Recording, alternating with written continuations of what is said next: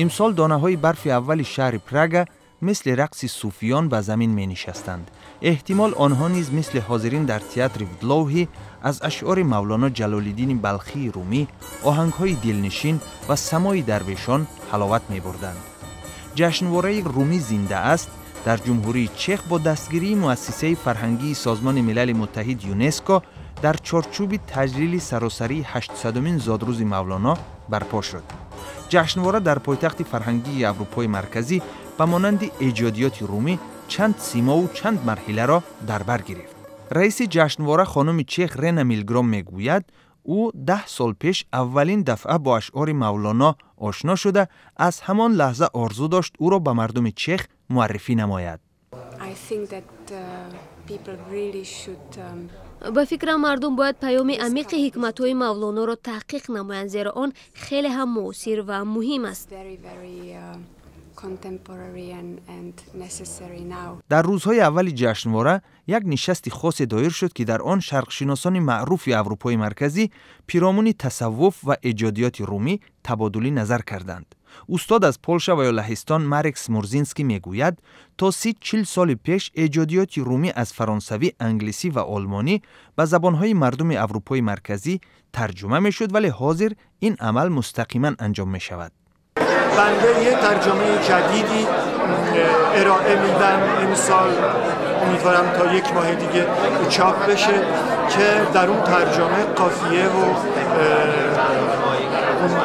ویژگی های خاص شعری غزل مولانا حفظ شده. امیدوارم حفظ شده باشه.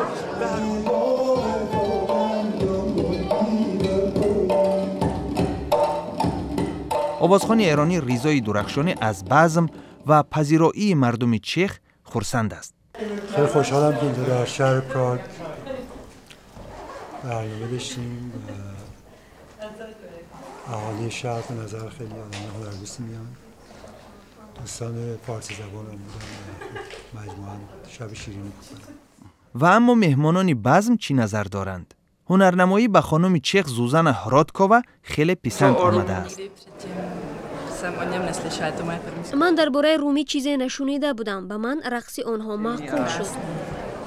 سیاح اسپانیایی الخاندرو مارتینز با حیرت میگوید که هیچ پیشبینی نمیکرد در جمهوری چخ با ادیب و فیلسوف فارس زبان عصرهای میانه آشنا می شود. تا این وقت من هیچگاه از اشعار رومی چیزی نشنیده بودم.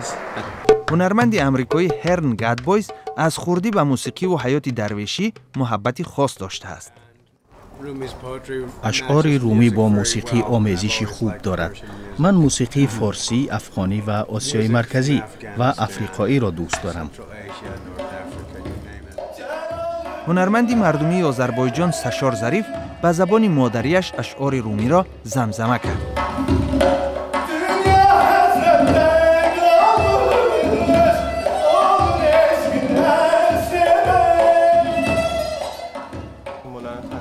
از تنها اشخاصی بوده که هم رقص و هم موسیقی رو با شعر جدا ندونسته و این سگانه رو از همدیگه جدا نکرده و همیشه اینها رو چطور میگن تبلیغ کرده.